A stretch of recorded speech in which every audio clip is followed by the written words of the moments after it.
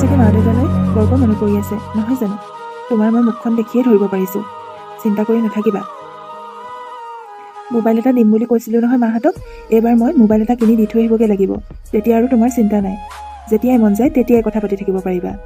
এটা কাম কৰিবা, মাৰ অপাৰেশ্যনটো হোৱাৰ আগতেই ঘৰৰ পৰা এপাক তুমিয়ে মই আহিমগৈ দিয়া। তোমাৰো মনটো ভাল লাগিব আৰু মাহঁতৰো মনটো ভাল লাগিব। ঘৰখনলৈ মনত পৰিছে হয়, কিন্তু মাৰ অপাৰেশ্যনটোলৈহে চিন্তা লাগি আছে।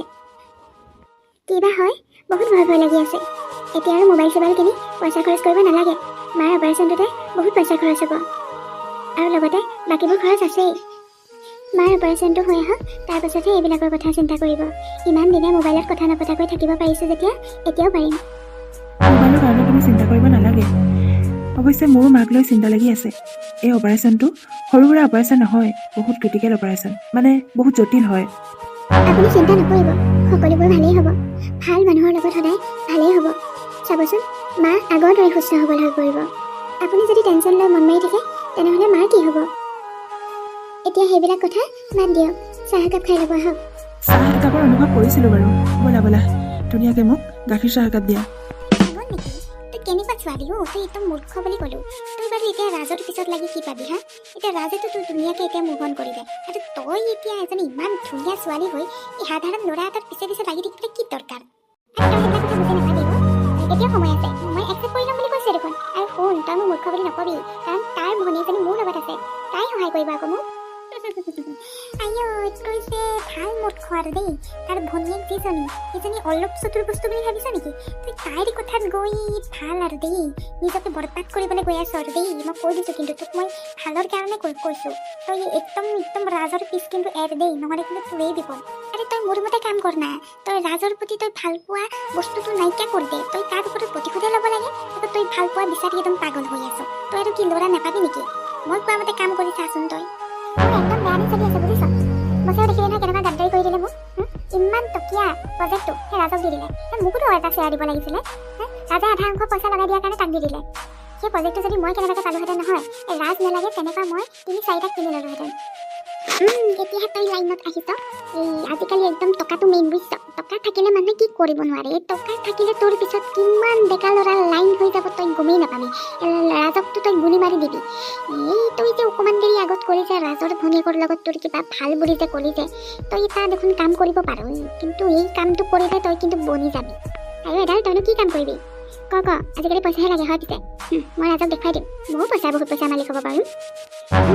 সেইটো কি ক'বলৈ গৈ আছোঁ, তই এটা কাম কৰিবি। তই ভনীয়েকক নহ'লে এই ৰাজৰ ওচৰত থকা সেই ফাইলটো তোক দি দিবলৈ কবি। তেতিয়াতো আৰু কোনো কেছ নাই। সেইটোতো খেলটো অকণমান বেলেগলৈ যাব। তেতিয়াতো বছে আৰু কেতিয়াও তাক সেইটো কাম নিদিয়ে, লাগিলে সি যিমানেই টকা নিদিয়ক কিয়। আৰু মই জনামতে গোটেইখিনি অৰিজিনেল ডকুমেণ্টছৰ পৰা ধৰি যি থাকে মানে ইম্পৰ্টেণ্ট ডকুমেণ্টবোৰ সেই ফাইলটোতে আছে। আৰু একদম পূৰা ৰাজক বিশ্বাস কৰিবলৈ সেই ফাইলটো থ'বলৈ দিছে। সেই ফাইলটো যদি কেনেবাকৈ আমাৰ দুটাৰ হাত লাগে, তেতিয়া আৰু মালামাল হৈ যাম। ঐ, তই ইমান ভাল চিন্তা কেতিয়াবা কৰিবলৈ ল'লি হয়? ঠিকেইতো, ৰাজৰ ভনীয়েকে সেইদিনাখন কৈছে তাইক বোলে বহুত পইচাৰ দৰকাৰ হৈছে। মাকে আৰু বোলে ককায়েকে তাইক পইচাই নিদিয়ে। এইটোতো ভাল কথা। এটা কাম কৰিম বুজিছ, তাইক আমি পইচাৰ লোভটো দি দিম। তাইতো এনেও কৰি দিব। সাধাৰণ ফাইল এটাহে, তাইনো কি জানে সেইটো ফাইল কিমান দামী কি কথা। বুজিছ, তই কিন্তু বেষ্ট ধুনীয়া আইডিয়া দিলি দেই। মই এতিয়াই ফোন কৰিম তাইক। সি মোৰ জীৱন ধ্বংস কৰে, এতিয়া মই তাইৰ জীৱন ধ্বংস কৰিম। মই এতিয়াই ফোন কৰি তাইক সেই ফাইলটোৰ কথা কৈ থওঁ। আৰে ইমান অধৈৰ্য নহবি না।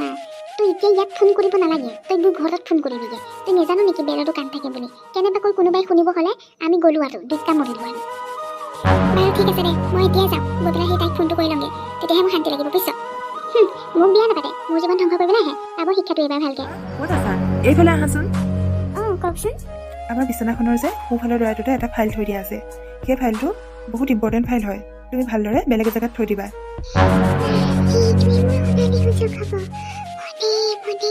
ফাইলটো মই লুকুৱাই থ'ব লাগিব। মোক পইচা নিদিয়াকৈ থাকো। এতিয়া মই মালামাল হৈ যাম। এক গুলি 2 চিটা হ'ব। ফাইল বিচাৰি নাপালেতো এই বচুম্পটোকে ধৰিব। ইছৰাম, ইমান ধুনীয়া সুযোগ দিছা ভগৱান।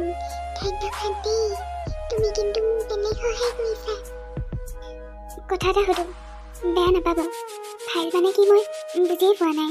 শুনা জবাব, তুমি দৰাটো খুলিবা আৰু তাতে ডাক কাগজৰ নিচিনা এখন বহি পাবা, আৰু সেইটো ভালকৈ থৈ দিবা। সেইটো এটা ডাঙৰ প্ৰজেক্ট হয়। বছে মোক দায়িত্ব দিছে 50 লাখ টকাৰ এটা প্ৰজেক্ট। যদি কেনেবাকৈ হেৰফেৰ হয় ফাইলটো, তেনেহ'লে আৰু মোৰ চাকৰি গ'ল আৰু গোটেই জীৱন আৰু কি হ'ব ঠিক নাই, ওলট পালট হৈ যাব। গতিকে তুমি ভালকৈ ল'ৰাই সেই ফাইলটো থৈ দিবা। আৰু সেই ফাইলটো কেনেবাকৈ যদি হেৰাই বা বেলেগৰ হাতলৈ যায়, তেতিয়াহ'লে আমাৰ কোম্পানী গোটেই বিক্ৰী হৈ যাব। গতিকে তুমি ফাইলটো ধুনীয়াকৈ থৈ দিবা। এইজনীয়ে ফাইল কি সেইটো কি বুজি নাপায়।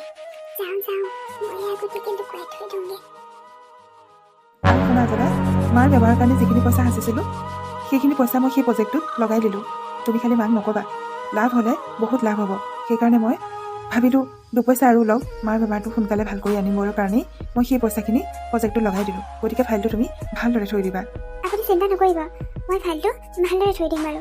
মই জানো তুমি দায়িত্ববিলাক ভালদৰে পালন কৰিব জানা, কিন্তু মই সেই ফাইলটোৰ কথা কৈ দিছোঁ কাৰণ সেই ফাইলটোৰ ওপৰত বহুত মানুহৰে নজৰ হৈ আছে।